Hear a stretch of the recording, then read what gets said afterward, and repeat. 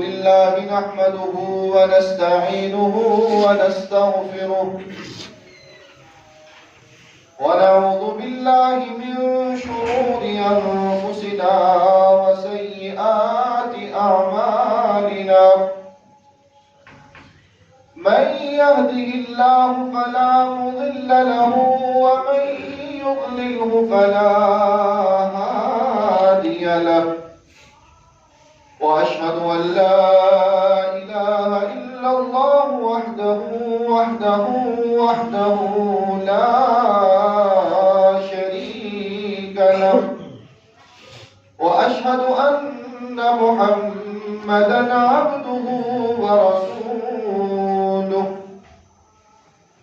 اللهم صل على محمد وعلى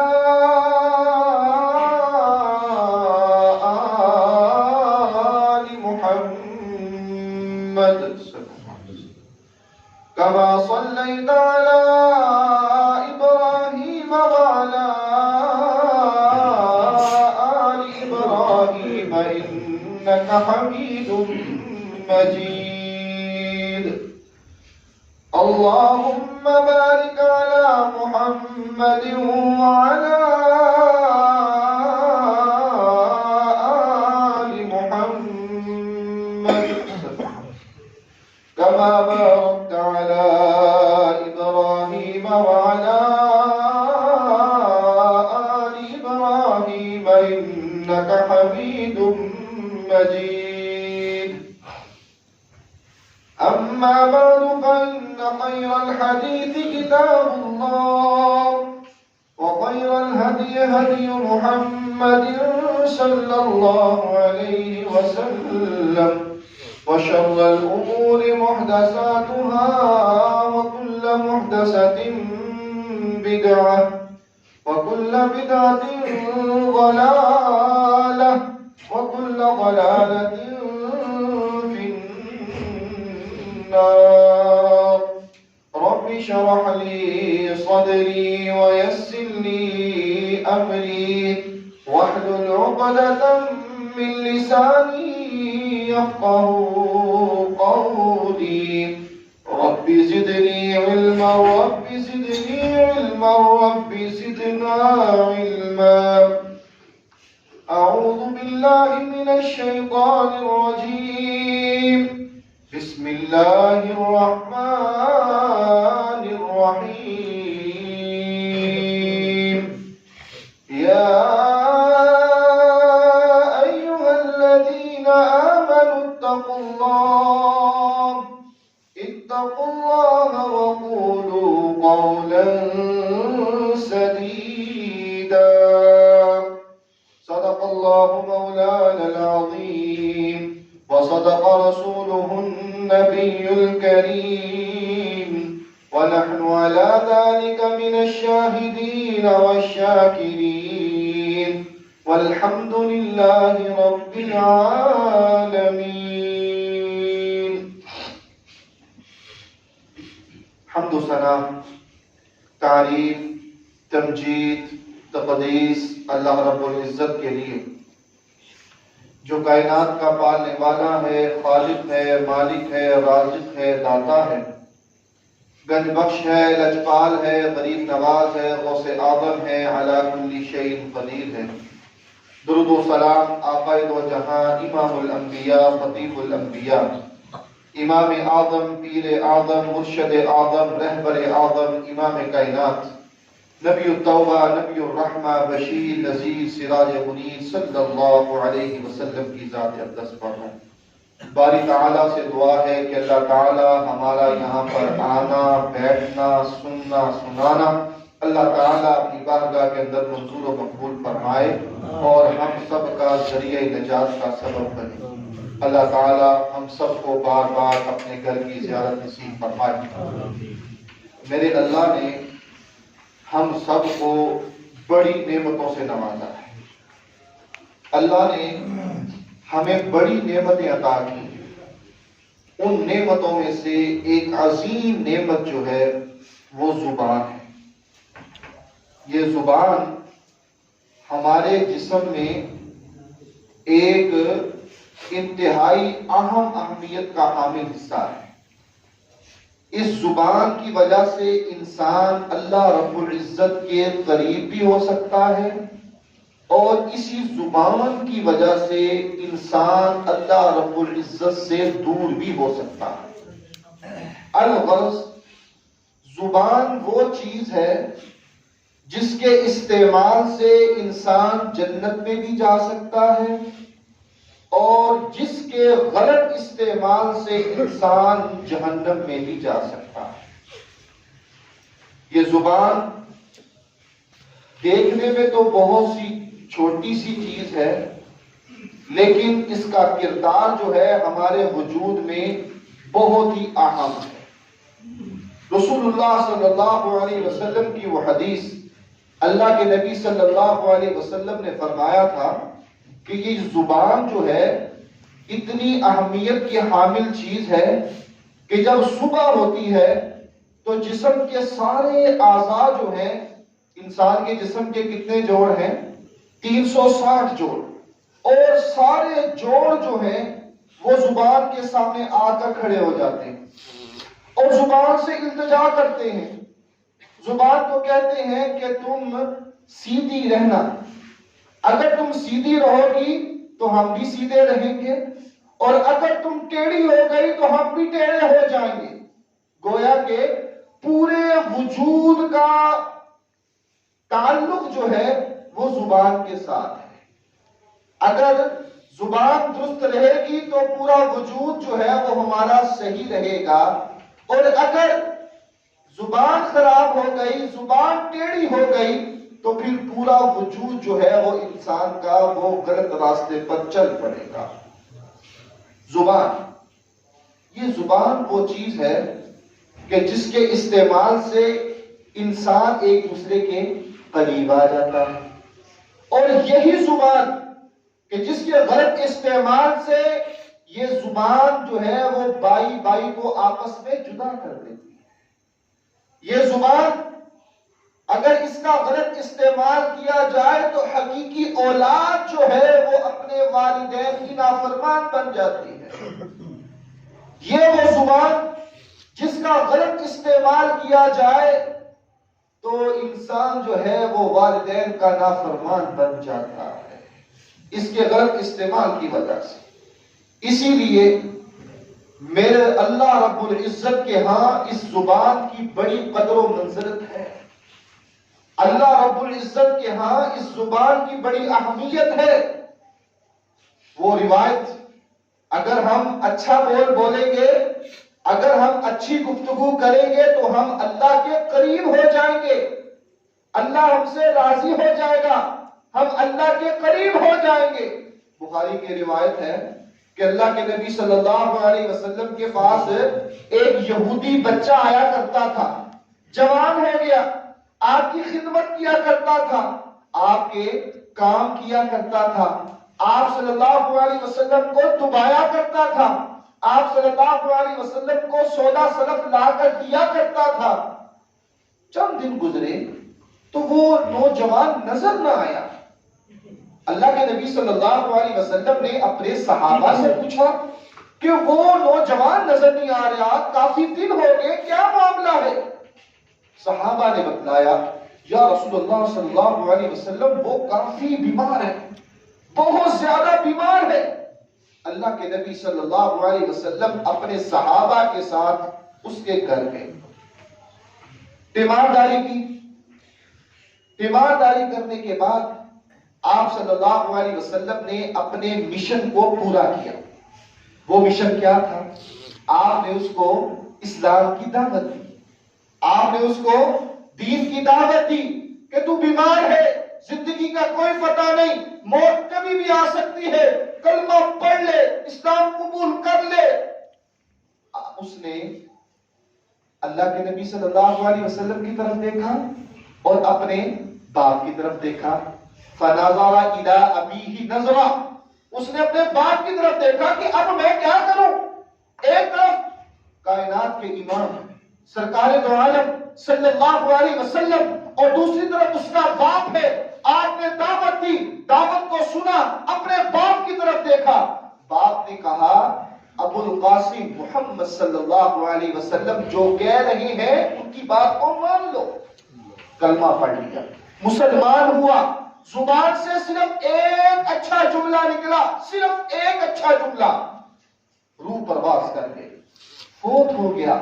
اللہ کے نبی صلی اللہ علیہ وسلم کی آنکھوں سے آنسو جاری ہو گئے, کہنے لگے الحمدللہ الذی انقذہ من النار, الحمدللہ الذی انقذہ من النار, کہ ساری تعریفات میرے اللہ کے لیے ہیں, ساری تعریفات اس رب کے لیے ہے جو رب العالمین ہے, کائنات کا امام ہے, کائنات جہان کا سردار رب العالمین ہے, جس نے اس انسان کو ہمیشہ ہمیش کی آگ سے بچا لیا ہے. صرف ایک اچھا جملہ بولا, ابھی اس نے اپنی زبان سے ایک اچھا لفظ بولا اور روح پرواز کر گئی, تو آپ صلی اللہ علیہ وسلم نے فرمایا کہ الحمدللہ الذی انقذہ من النار, تمام تعریفات اللہ رب العالمین کے لیے ہے جس نے اس کو ہمیشہ ہمیش کی آگ میں رہنے سے بچا لیا. تو یہ زبان جو ہے یہ ہمیں اگر اس کا اچھا استعمال کرے تو اللہ کے قریب کرتی ہے, اللہ ہم سے راضی ہوگا تو پھر ہمیں جنت ملے گی, اور اگر اس کا غلط استعمال کریں گے تو اللہ دور ہو جائے گا, اللہ ناراض ہو جائے گا اور انجام ہمارا برا ہو جائے گا. وہ بخاری کی روایت جس میں 3 وعیدیں ہیں وہ ہر انسان کو اپنے ذہنوں میں رکھنی چاہیے, اور آج کے معاشرے میں اس کی بڑی ضرورت ہے, بڑی اہمیت ہے. اس حدیث کو ہمیں اپنے ذہنوں میں بٹھانا چاہیے, ان الفاظ کو یاد کر کے ہمیشہ ان کو یاد کرتے رہنا چاہیے. وہ کیا روایت ہے؟ اللہ کے نبی صلی اللہ علیہ وسلم نے فرمایا تھا نا, آپ نے فرمایا کہ انسان ایک کلمہ بولتا ہے, ایک جملہ بولتا ہے, اللہ کی نافرمانی والا, اللہ کو ناراض کرنے والا, لیکن اس کو اس کے انجام کا پتہ نہیں ہوتا, اس کو اس کے انجام کا نہیں پتہ ہوتا کہ یہ میں نے لفظ بول تو لیا ہے, میری زبان سے یہ جملہ نکل تو گیا ہے, اس کا انجام کیا ہوگا, اس کا آگے کیا معاملہ ہوگا, اس کو کوئی پرواہ نہیں ہوتی. لیکن میرے اللہ جو ہیں اس ایک لفظ کی وجہ سے, اس ایک جملے کی وجہ سے قیامت تک اللہ اس سے ناراض ہو جاتے ہیں. قیامت تک, ایک دن نہیں, ایک مہینہ نہیں, انسان کی زندگی تک نہیں کہ اللہ ناراض ہو گیا, موت آ گئی اللہ ناراض ہے, یہاں تک بھی نہیں, قبر میں گیا میرا اللہ ناراض ہے, قیامت کی صبح تک میرا اللہ اس انسان سے ناراض رہتا ہے کہ جس کی زبان سے ایسا جملہ نکل جائے, جس نے ایسا لفظ بولا اللہ کی نافرمانی کا اور اس کو پتہ نہ چلا, اس نے اس کے انجام کو یاد نہ رکھا, اللہ سے معافی نہ مانگی, تو قیامت تک میرا اللہ ایسے انسان سے ناراض ہو جاتا ہے. اور دوسرا, محمد رسول اللہ صلی اللہ علیہ وسلم نے فرمایا کہ جو انسان ایک لفظ بولتا ہے اللہ کی ناراضگی کا, آج ہم اپنی زبانوں کی حفاظت نہیں کر رہے, آج ہمارے منہ میں جو آتا ہے ہم بولتے ہیں, ہمیں نہیں معلوم کہ اس بولنے کی وجہ سے اگلے پر کیا اثر ہوگا, اگلے کی طبیعت کیسی رہے گی, اگلے کی شان میں عزت میں کوئی گستاخی تو نہیں ہے, ہمیں کوئی پرواہ نہیں ہے. بس جو ہمارا مزاج کہتا ہے, بس جو ہماری روح کہتی ہے, بس جو ہمارا اندر ہوتا ہے فوراً ہماری زبان پر آتا ہے اور ہم اس کو بول دیتے ہیں. لیکن یہ ہمیں احساس نہیں ہوتا, ہمیں اس بارے میں معلوم نہیں ہوتا کہ اس کا انجام کیا ہوگا. آخر اس لفظ کی وجہ سے کہیں اللہ ہم سے ناراض تو نہیں ہو رہا, ہمیں اس کی کوئی پرواہ نہیں ہوتی.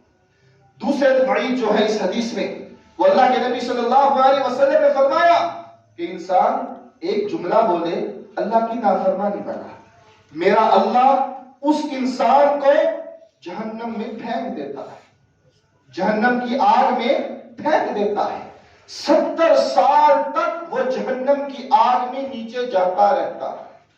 صرف ایک جملہ, ایک بول, ایک لفظ اللہ کی نافرمانی والا, اس کو انجام کا نہیں پتا، کوئی پرواہ نہیں، صبح ہوتی ہے، شام ہو رہی ہے، زندگی گزر رہی ہے، زندگی تمام ہو جاتی ہے، لیکن اس کو اپنی برائیوں کا احساس نہیں ہوتا۔ اس کو اپنی زندگی کی طرف توجہ کرنی چاہیے کہ آج میں نے کیا بولا ہے، میری زبان سے کسی کو تکلیف تو نہیں پہنچی، میری زبان سے کوئی شرمندہ تو نہیں ہوا، میری زبان سے کوئی رویا تو نہیں، میری زبان کے بولنے کی وجہ سے کسی کو کوئی تکلیف تو نہیں محسوس ہوئی۔ ہمیں سوچنا چاہیے۔ آپ نے فرمایا کہ وہ جہنم میں 70 سال تک نیچا جاتا رہے گا۔ انسان پیدا ہو تو پھر چلنے لگتا ہے، بولنے لگتا ہے، آہستہ آہستہ جوان ہوتا ہے، پڑھائی کرتا ہے، منزل کو پانے کے لیے کوشش کرتا ہے، بڑا ہوتا ہے، نوکری ڈھونڈتا ہے، کاروبار کرتا ہے، پھر شادی ہوتی ہے، اولاد ہوتی ہے، اولاد جوان ہوتی ہے تو پھر اس کی شادیاں کرتا ہے، پھر آہستہ آہستہ وہی چھوٹا سا بچہ بوڑھا ہو جاتا ہے۔ اس سارے پیریڈ کو تقریباً 70 سال لگ جاتے ہیں۔ رسول اللہ صلی اللہ علیہ وسلم نے فرمایا تھا کہ اس ایک جملے کی وجہ سے 70 سال تک وہ جہنم کے نیچے جاتا رہے گا۔ آج ہمارے ملک میں زندگی کی ایوریج کیا ہے؟ 60 سے 70، بلکہ اب تو 55 سے 60 آ گئی ہے۔ یہ ایوریج ہے، یعنی کہ انسان کی ساری زندگی جو اس نے دنیا میں بسر کی، وہ ساری زندگی کو اگر اکٹھا کر لیا جائے تو وہ انسان جہنم کے نیچے جاتا رہے گا۔ تیسری وہ وعید بخاری کی روایت، رسول اللہ صلی اللہ علیہ وسلم نے فرمایا کہ انسان کی زبان سے ایسا لفظ، ایسا جملہ نکلتا ہے جس کی وہ پرواہ نہیں کرتا، جس کی وہ دیکھ بھال نہیں کرتا، اللہ اس انسان کو مشرق اور مغرب کے درمیان جتنا فاصلہ ہے، اتنا فاصلہ اللہ اس انسان کو جہنم کے نیچے گرا دیتا ہے۔ آج ہم نے کوئی فاصلہ بیان کرنا ہو انتہا درجے کا، سب سے زیادہ ہماری زبان میں کیا ہوتا ہے؟ مشرق سے مغرب، شمال اور جنوب۔ تو رسول اللہ صلی اللہ علیہ وسلم نے فرمایا مشرق اور مغرب کے درمیان جتنا فاصلہ ہے، اتنا اللہ اس انسان کو جہنم کے نیچے گرا دیتا ہے کہ جو انسان زبان سے ایسا جملہ بولتا ہے کہ جس سے کسی کو تکلیف ہوتی ہے اور اس انسان کو اس کے انجام کی پرواہ نہیں ہوتی۔ لہذا ہمیں اپنی زبانوں کی حفاظت کرنی چاہیے، ہمیں احتیاط سے بولنا چاہیے، زبان سے اچھے کلمات ادا کرنے چاہیے، اچھی گفتگو کرنی چاہیے۔ رسول اللہ صلی اللہ علیہ وسلم کی وہ حدیث یاد رکھنی چاہیے، ابو ہریرہ رضی اللہ تعالی عنہ سے مروی ہے، اللہ کے نبی صلی اللہ علیہ وسلم نے فرمایا کہ جو انسان مجھے 2 چیزوں کی ضمانت دے، مشہور حدیث ہے، 2 چیزوں کی ضمانت، آپ صلی اللہ علیہ وسلم نے فرمایا کہ میں محمد صلی اللہ علیہ وسلم اس کو جنت کی ضمانت دیتا ہوں۔ وہ 2 چیزیں کیا تھی؟ ایک زبان اور دوسری عزت، ایک زبان اور دوسری عزت، 2 چیزوں کی ضمانت اور جنت کی بشارت محمد رسول اللہ صلی اللہ علیہ وسلم۔ لہذا ہمیں اپنی زبان کو اپنے کنٹرول میں رکھنا چاہیے اور سوچ سمجھ کر اپنی زبان سے الفاظ کو ادا کرنا چاہیے، اسی میں ہماری کامیابی۔ آج یہ ساری تمہیداً باتیں میں نے آپ کے سامنے بیان کی ہیں، جو بات اب بیان کرنا چاہ رہا ہوں وہ یہ ہے کہ ہمارے معاشرے میں ہم لوگ توجہ نہیں کرتے اور ہماری زبان سے ایسے الفاظ نکل جاتے ہیں جس سے ہمارا مالک ناراض ہو جاتا ہے، جس کی وجہ سے ہمارا اللہ سخت ناراض ہو جاتا ہے۔ ہمیں ان الفاظ کی طرف غور کرنا چاہیے اور سوچ سمجھ کر بولنا چاہیے، کہیں ہمارا اللہ ہم سے ناراض تو نہیں ہوتا۔ تو اس حوالے سے چند باتوں کی طرف نشاندہی کرنا ضروری سمجھتا ہوں۔ پہلے نمبر پر ہماری مساجد میں سفیر حضرات آتے ہیں مساجد اور مدارس کے تعاون کے حوالے سے، یا مسجد کے ممبروں محراب میں بھی علماء جو ہیں وہ مساجد اور مدارس کے تعاون کی بات کرتے ہیں۔ آپ بھی سنتے ہیں، ہم بھی سنتے ہیں۔ وہ تعاون کی اپیل کرنے والے کیا گفتگو کرتے ہیں کہ یہ مساجد اور مدارس اللہ کی توفیق سے اور آپ کے تعاون سے چلتے ہیں. یہ گفتگو کرتے ہیں؟ بالکل کرتے ہیں. یہ جملہ جو ہے یہ شرکیہ جملہ ہے. یہ جملہ درست نہیں ہے. اس میں کوئی شک نہیں کہ مساجد کے ساتھ تعاون، مدارس کے ساتھ تعاون اللہ کی توفیق سے ہوتا ہے، کوئی شک نہیں. اس میں بھی کوئی شک نہیں کہ مساجد کے ساتھ تعاون جو ہے وہ ہم بھی کرتے ہیں، آپ بھی کرتے ہیں. مدارس کے ساتھ تعاون جو ہے وہ آپ بھی کرتے ہیں، ہم بھی کرتے ہیں، کوئی شک نہیں. لیکن یہ جملہ بولنا کہ مساجد اور مدارس کے ساتھ تعاون اللہ کی توفیق کے ساتھ اور آپ کے تعاون کے ساتھ ہوتا ہے، یہ جملہ کہنا بالکل غلط ہے. وجہ کیا ہے؟ وجہ یہ ہے کہ اللہ کی توفیق اور تعاون دونوں کو ساتھ ساتھ بیان کرنا یہ درست بات نہیں ہے. کہنا کیا چاہیے کہ اللہ کی توفیق اور اس کے بعد آپ لوگوں کے تعاون سے یہ مساجد اور مدارس چلتے ہیں. اللہ کی توفیق اور اس کے بعد آپ کے تعاون. توفیق اور تعاون دونوں کو اکٹھا بیان کرنا یہ جائز اور درست نہیں ہے، یہ شرک ہے. دلیل کیا ہے؟ ترمذی کی روایت ہے، اللہ کے نبی صلی اللہ علیہ وسلم کے پاس ایک یہودی آیا، آ کر کہنے لگا آپ تو لوگوں کو شرک سے بچنے کی بات کرتے ہیں. کہا بالکل. یہودی کہنے لگا پھر آپ کے صحابہ بھی شرک کرتے ہیں؟ آپ نے فرمایا وہ کیسے؟ یہودی کہنے لگا صحابہ یہ نہیں کہتے ما شاء اللہ و شئت، جو اللہ چاہے اور آپ چاہیں؟ یہ صحابہ نہیں کہتے کہ ما شاء اللہ و شئت، جو اللہ چاہے اور آپ چاہیں؟ آپ صلی اللہ علیہ وسلم نے فرمایا کہ ہاں بات تو درست ہے کہ اللہ چاہے اور آپ چاہیں دونوں کو برابر کرنا یہ درست نہیں ہے.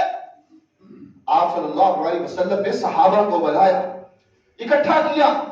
آپ نے فرمایا کہ آج کے بعد کوئی شخص یہ لفظ نہ بولے کہ ما شاء اللہ و شئت، نہیں بول سکتا. یہ لفظ، یہ جملہ درست نہیں ہے. جس نے بولنا ہوگا وہ یہ کہے ما شاء اللہ ثم ما شئت، کہ جو اللہ چاہے پھر جو آپ صلی اللہ علیہ وسلم چاہے. اللہ کی چاہت اور آپ کی چاہت دونوں کو برابر بیان کرنا جائز نہیں ہے. اللہ کی توفیق اور ہمارا تعاون دونوں اکٹھا برابر ہو سکتا نہیں ہے. لہذا اس جملے کو غور سے سمجھنا چاہیے کہ ہم یہ بات کریں اللہ کی توفیق اور اس کے بعد آپ لوگوں کے تعاون سے یہ سارے سلسلے چلتے ہیں. ہمارے معاشرے میں آپ یہ بھی دیکھتے ہیں رکشوں کے پیچھے بھی لکھا ہوا ہوتا ہے اور اکثر لوگوں کی زبانوں پر بھی یہ لفظ جاری ہوتا ہے اللہ نبی وارث. یہ الفاظ مشہور ہے. آپ رکشوں میں جائیں یا سفر کریں تو بڑے بڑے ٹرکوں کے پیچھے یہ اکثر یہ لفظ لکھا ہوا ہوتا ہے اللہ نبی وارث. یہ جملہ جو ہے یہ بھی شرکیہ جملہ ہے. ہمارا وارث کون ہے؟ اللہ. ہمارا خالق کون ہے؟ اللہ. ہمارا رازق کون ہے؟ ہمیں پیدا کرنے والا اللہ، موت و حیات کا مالک اللہ، زندگیاں دینے والا اللہ، رزق دینے والا اللہ. ہمارا وارث کون ہے؟ اللہ. تو اللہ کی صفات کے ساتھ کسی اور کو شامل کرنا یہ جائز نہیں ہے. اور ہم اس بات پر توجہ نہیں کرتے اور ہماری زبانوں سے یہ جملہ نکلتا ہے اور ہم بول رہے ہیں. محبت کا انداز بھی ایسا ہونا چاہیے جو شریعت نے ہمیں بتلایا ہے. اپنی مرضی سے زبان سے الفاظ نکالنا بجائے کہ ہمیں ثواب ملے، چاہے جائے کہ ہمیں جنت ملے، اللہ ناراض ہو جائے گا اور ہمارا راستہ کہیں اور ہو جائے گا. تو لہذا ہمیں اپنی زبان سے ہمیشہ سوچ سمجھ کر گفتگو کرنی چاہیے. اس کے بعد آج ہمارے معاشرے میں جو الفاظ عام ہیں اس میں سے ایک یہ بھی بات کی جاتی ہے، وہ یہ ہے کہ اللہ کے نبی صلی اللہ علیہ وسلم آپ نے فرمایا کہ یا ایھا الذین آمنوا اتقوا اللہ، اے ایمان والو اللہ سے ڈرو اور ہمیشہ سیدھی بات کرو. سیدھی بات کرو، ٹیڑھی نہیں. اللہ کیا اس کا اجر دے گا؟ یصلح لکم اعمالکم ویغفر لکم ذنوبکم. اس بات کو سمجھ لیں کہ جب انسان سیدھی گفتگو کرے گا، حق پر مبنی گفتگو کرے گا، زبان کو سیدھا رکھے گا، تو پھر اللہ اس سے راضی بھی ہو جائیں گے، اللہ اس سے خوش بھی ہو جائیں گے، اور اس کو اللہ 2 انعامات سے نوازیں گے۔ وہ انعامات کیا ہیں؟ جو ہر انسان کی چاہت ہے، تمنا ہے، آرزو ہے کہ اللہ ہمیں یہ دے دے اور ہماری کامیابی ہے، اور حقیقت میں بھی اسی میں کامیابی ہے۔ وہ کیا ہے؟ اللہ تمہارے سارے معاملات کو درست کر دے گا۔ پہلی چیز، زبان سیدھی ہوگی تو اللہ سارے معاملات کو درست کر دے گا۔ یصلح لکم اعمالکم، میرا رب جو ہے وہ سارے معاملات کو درست کر دے گا۔ وَيَغْفِرْ لَكُمْ ذُنُوبَكُمْ، اور اللہ جو ہے وہ میرا پچھلے سارے گناہوں کو معاف کر دے گا۔ جب انسان کو یہ 2 چیزیں مل جائیں تو انسان دنیا کا کامیاب ترین انسان ہوگا۔ تو لہذا ہمیں اپنی زبان کی حفاظت کرنی چاہیے، ہمیں اپنی زبان کو صحیح استعمال میں لانا چاہیے، اسی میں ہماری کامیابی۔ آج ہمارے معاشرے میں جو لفظ بولا جاتا ہے، کسی کا کوئی مقام بیان کرنا ہو نا، کہ یہ انسان جو ہے بس ٹھیک ہے، یہ فارغ سا ہے، اس کا کوئی رتبہ مقام نہیں ہے، تو ہمارے زبان سے کیا لفظ نکلتا ہے؟ تنا چو نہ تیرا چو، تنا چو نہ تیرا چو۔ اب اس کہاوت کا مطلب کیا ہے؟ ہمارے ہاں کسی کو بھی نہیں معلوم، اکثریت کو نہیں معلوم، بس ہم کہتے ہیں کہ یہ نہ اچھوں میں ہے نہ بروں میں ہے، بس تنا چو نہ تیرا چو، اکثر یہ ہماری زبان سے یہ لفظ نکلتا ہے۔ میرے بھائیوں، یہ رسول اللہ صلی اللہ علیہ وسلم کے صحابہ کی توہین والا جملہ ہے۔ اسلام کے جو دشمن ہیں یہ ان کی ضرب المثل ہے، اسلام کے جو دشمن ہیں انہوں نے اس بات کو پھیلایا ہوا ہے، جو صحابہ کے گستاخ ہیں انہوں نے اس بات کو عام کیا ہوا ہے، جو آج ہماری زبانوں پر الفاظ نکل رہے ہیں، جو آج ہم لفظ بول رہے ہیں، اصل میں یہ ان کی سازش ہے۔ تنا چو نہ تیرا چو، پیڑیا چو نہ تے چنگیا چو، نہ اچھے ہیں نہ برے ہیں، بس ٹھیک ہے، یہ صوفی ہے، اس کا یہ مقام ہے۔ اب اس جو کہاوت کو بیان کیا جاتا ہے، اس کا پس منظر کیا ہے؟ ہمارے ہاں بدقسمتی سے جن لوگوں نے اس بات کو مشہور کیا ہوا ہے وہ کہتے ہیں نعوذ باللہ، ابو بکر رضی اللہ تعالی عنہ تنا چو، تنا چو مراد، 3 سے مراد ابو بکر، عمر، عثمان رضوان اللہ علیہم اجمعین، یہ 3 نہ ان میں سے ہے۔ کیوں نہیں؟ کیونکہ ان کے نزدیک یہ کائنات کے سب سے گندے ترین انسان ہے، نعوذ باللہ من ذالک۔ لہذا وہ کیا کہتے ہیں؟ نہ تنا چو نہ تیرا چو، 12 ان کے امام اور 1 انہوں نے محمد صلی اللہ علیہ وسلم کو اس میں شامل کیا ہوا ہے کہ نہ ان میں سے ہے نہ ان میں سے ہے، بس یہ صوفی ہے۔ اور آج ہم نے کسی کا کوئی مقام بیان کرنا ہو، آج ہم نے کسی کا کوئی مرتبہ بیان کرنا ہو، تو ہم بڑے فخر سے کہتے ہیں پر ٹھیک ہے یہ صوفی ہے، نہ تنا چو نہ تیرا چو۔ لیکن اگر اس کی حقیقت اس ضرب المثل کے پس منظر کو دیکھا جائے جو ہماری زبان پر عام ہے، تو یہ تو رسول اللہ صلی اللہ علیہ وسلم کے اصحاب کی شان میں گستاخی ہے۔ ہمارا ارادہ تو نہیں، ہمارا ذہن تو نہیں، لیکن الفاظ تو ہم بول رہے ہیں نا، تو لہذا ہمیں ایسی کہاوتوں سے، ایسے الفاظ سے، ایسے جملوں سے اللہ سے بچنا چاہیے، اللہ کی پناہ میں آنا چاہیے، اللہ کی حفاظت میں آنا چاہیے کہ میرے مالک ہمیں ان چیزوں سے بچا جو تیرے رسول اللہ صلی اللہ علیہ وسلم اور جو آپ صلی اللہ علیہ وسلم کے اصحاب ان کی گستاخی کا سبب بنے، اللہ ہمیں ان سے محفوظ فرما۔ آج ہمارے معاشرے میں ایک الفاظ بھی عام ہے، وہ یہ ہے کہ تیرا کھاواں تیرے گیت گاواں۔ یہ الفاظ، یہ جملہ بولا جاتا ہے کہ نہیں بولا جاتا کہ تیرا کھاواں تیرے گیت گاواں، یعنی کہ رسول اللہ صلی اللہ علیہ وسلم کو مخاطب کر کے یہ الفاظ بولے جا رہے ہیں۔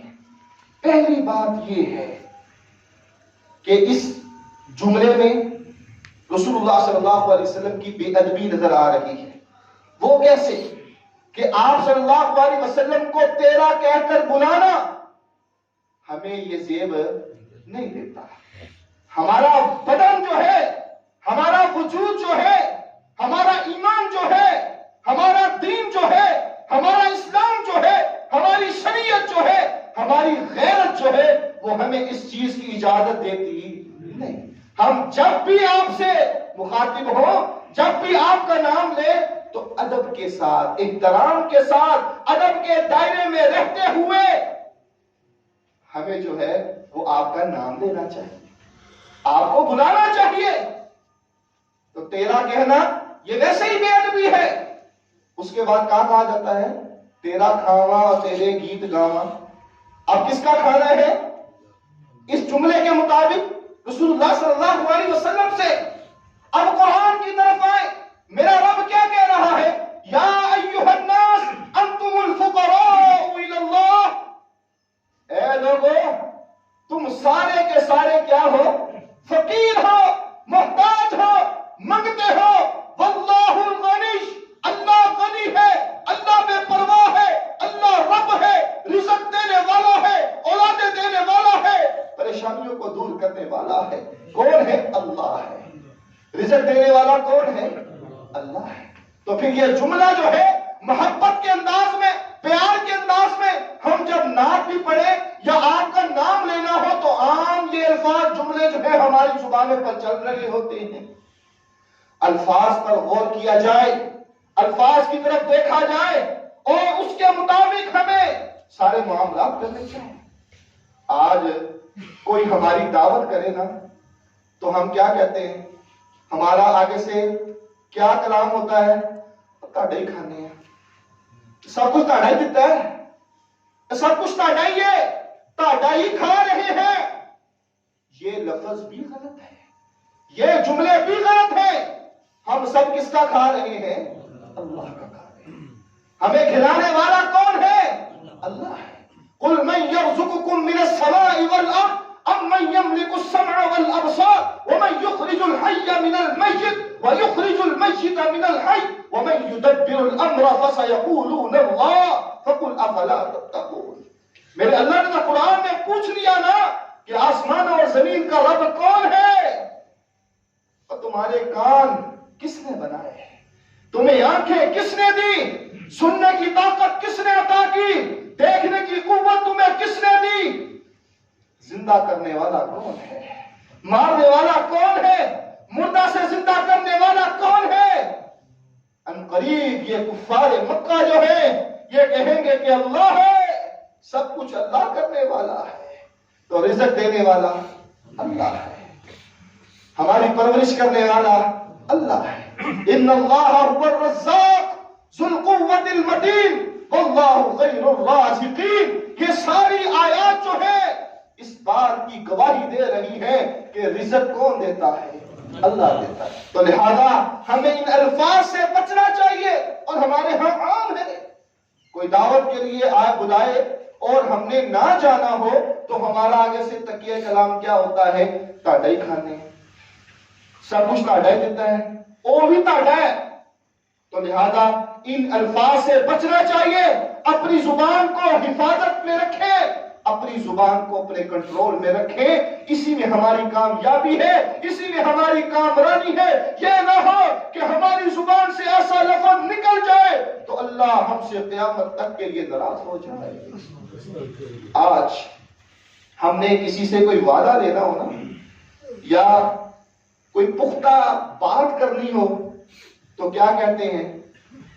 اللہ کو حاضر ناظر جان کر میں یہ بات کر رہا ہوں، اللہ کو حاضر ناظر جان کر یہ بات کر رہا ہوں، یا اللہ کو حاضر ناظر جان کر میں یہ بات کر رہا ہوں، قسم کھا رہا ہوں، یا تم مجھے اللہ کو حاضر ناظر کر کے یہ بات بتلاؤ. یہ جملہ جو ہے ہمارے ہاں بڑا معروف اور مشہور اور عام ہے.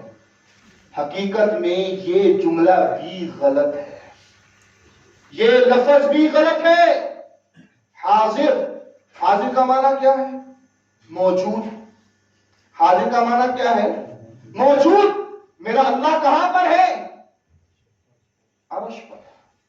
میرا اللہ عرش پر ہے. ہم کہتے ہیں اللہ کو حاضر ناظر جان کر یہ بات کرتے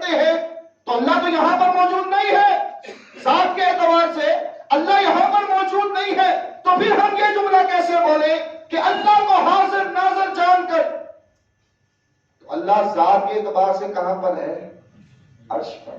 الرحمن علی العرش استوى ثم استوى الى السماء. میرا اللہ آسمان کی طرف متوجہ ہوا.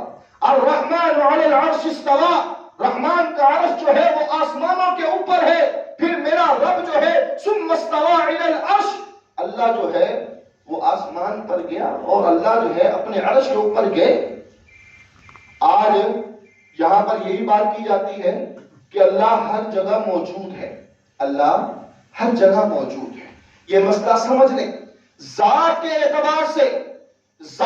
اعتبار سے میرا اللہ کہاں پر ہے؟ آسمانوں کے اوپر، عرش پر. بے شمار دلائل ہیں، بے شمار دلائل. ان میں سے چند پیش کرنا ضروری سمجھتا ہوں. پہلے نمبر پر اللہ کے نبی صلی اللہ علیہ وسلم کو معراج ہوئی تھی نا. 15واں پارہ پہلی آیت پڑھ کر دیکھیں، گھروں میں جائیں، قرآن کا ترجمہ پڑھیں کہ اللہ نے رسول اللہ صلی اللہ علیہ وسلم کو مسجد حرام سے، مسجد اقصی اور مسجد اقصی سے، پھر پہلے آسمان، پھر دوسرے، پھر تیسرے، پھر ساتویں آسمان، پھر ساتویں آسمان سے بھی آگے، پھر اللہ سے بات ہوئی، ملاقات ہوئی. اس ساری بات پر یقین ہے نا؟ ہمارا ایمان ہے نا؟ تو پھر اگر اللہ ہر جگہ حاضر ہے تو پھر رسول اللہ صلی اللہ علیہ وسلم کو اوپر جانے کی ضرورت کیا ہے؟ تو یہ بات یہاں سے ثابت ہے کہ ہمارا رب ذات کے اعتبار سے عرش پر ہے. آپ صلی اللہ علیہ وسلم معراج کی رات گئے. دوسری دلیل وہ حدیث جو مشہور ہے، عام ہے، کہ اللہ تہجد کے ٹائم کہاں پر آتے ہیں؟ آسمان دنیا. آتے ہیں نا؟ آسمان دنیا پر میرا اللہ تہجد کے ٹائم آتا ہے اور آواز لگاتا ہے کوئی مانگنے والا مجھ سے مانگے، ہے کوئی فریاد کرنے والا کو فریاد کرے، ہے کوئی پکارنے والا پکارے، ہے کوئی مجھ سے مانگنے والا مانگے، میں اس کو عطا کروں. حدیث کے الفاظ ہیں ینزلو. نازل ہونے کا مطلب کیا ہوتا ہے؟ کہ اوپر سے نیچے آنا، نیچے سے وہاں جانا نازل کا مطلب ہوتا نہیں ہے. تیسری دلیل، ہمارے نامہ اعمال کہاں جاتے ہیں؟ اوپر. شروع سے سنتے آ رہے ہیں نا، بچپن سے یہ باتیں ہمیں معلوم ہیں، ہم سنتے آ رہے ہیں، اس میں کوئی اختلاف نہیں. ہم سنتے ہیں کہ ہمارے نام اعمال جو ہیں وہ فرشتے لکھ رہے ہیں اور وہ اللہ کے پاس جاتے ہیں. کہاں؟ اوپر. کہاں؟ اوپر. ہمارے بدن میں روح ہے، مرنے کے بعد ہماری روح کہاں جاتی ہے؟ اوپر جاتی ہے. جب انسان پریشان ہوتا ہے، غمگین ہوتا ہے، دکھی ہوتا ہے تو دعا کیسے مانگتا ہے؟ ہاتھ اٹھا کر اوپر. ہماری فطرت میں یہ بات شامل ہے کہ ہمارا رب آسمانوں کے اوپر، اپنے عرش کے اوپر ہے. تو لہذا اللہ کو حاضر ناظر کہنے والی بات درست نہیں ہے. احتیاط کیجئے.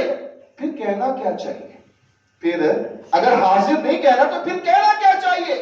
ہاں، اللہ نے قرآن میں جو اپنی صفات کو بیان کیا ہے، ان صفات کے ساتھ یہ بات کہیں تو ٹھیک ہے کہ میں اپنے اللہ کو علیم جان کر یہ بات کر رہا ہوں، میں اپنے اللہ کو سمیع سمجھ کر یہ بات تم سے کر رہا ہوں، میں اپنے اللہ کو بصیر سمجھ کر تم سے یہ وعدہ کرتا ہوں کہ ہمارا یہ کام ہونا چاہیے. علیم کا مطلب کہ میرا اللہ ہر چیز کو جاننے والا ہے. سمیع کا مطلب میرا اللہ ہر چیز کو سننے والا ہے. میرا اللہ بصیر کا مطلب میرا اللہ ہر چیز کو دیکھ رہا ہے. وہ کیفیت کیسی ہے ہمیں معلوم نہیں ہے. آخری دلیل بخاری کی روایت ہے. اللہ کے نبی صلی اللہ علیہ وسلم کے بعد ایک صحابی ہے، کہنے لگے یا رسول اللہ صلی اللہ علیہ وسلم، ایک عورت رکھی ہے بکریوں کو چرانے کے لیے. اب وہ بکریوں کو چرانے گئی، واپس جب آئی تو ایک بکری کم تھی. میں نے اس سے پوچھا، اس نے مجھے جواب دیا، مجھے غصہ آیا، میں نے غصے سے تھپڑ مار دیا. وہ میری غلام تھی، خاموشی سے بیٹھ گئی، اس نے کچھ نہیں کہا. لیکن مجھے اندر سے احساس ہوا کہ میں نے اس سے زیادتی کی. یا رسول اللہ صلی اللہ علیہ وسلم میں چاہتا ہوں کہ مجھے اب کوئی ایسا عمل بتلائے، ایسا کام بتلائے کہ جس کے کرنے سے جو ہے میں سرخرو ہو جاؤں، میں مطمئن ہو جاؤں. آپ نے کہا اس عورت کو بلاؤ. جب وہ عورت آئی آپ نے اس کو کہا اللہ کی بندی بتلا اللہ کہاں ہے؟ اس نے آسمان کی طرف اشارہ کیا. آپ نے پوچھا، اس نے کہا اللہ آسمانوں پر ہے، آسمان کے اوپر اپنے عرش پر ہے. پھر آپ نے پوچھا میں کون ہوں؟ اس عورت نے آسمان کی طرف اشارہ کیا، پھر آپ صلی اللہ علیہ وسلم کی طرف اشارہ کیا. کہا اس عورت نے کہ آپ اللہ کے بھیجے ہوئے آخری رسول ہیں صلی اللہ علیہ وسلم. آپ صلی اللہ علیہ وسلم نے اس انسان صحابی کو کہا اعتقها فإنها مؤمنہ، اس کو آزاد کر دے، اسی میں کامیابی ہے کیونکہ یہ مومنہ عورت ہے. اس حدیث سے بھی یہ بات سمجھ میں آتی ہے کہ ہمارا اللہ عرش کے اوپر، ذات کے اعتبار سے اللہ عرشوں کے اوپر ہے، آسمانوں کے اوپر اپنے عرش پر ہے. تو لہذا یہ لفظ بولنا اللہ کو حاضر ناظر جان کر یہ بات کرتا ہوں یہ درست نہیں ہے. اللہ ہمیں اپنی زبانوں کی حفاظت کرنے کی توفیق عطا فرمائے.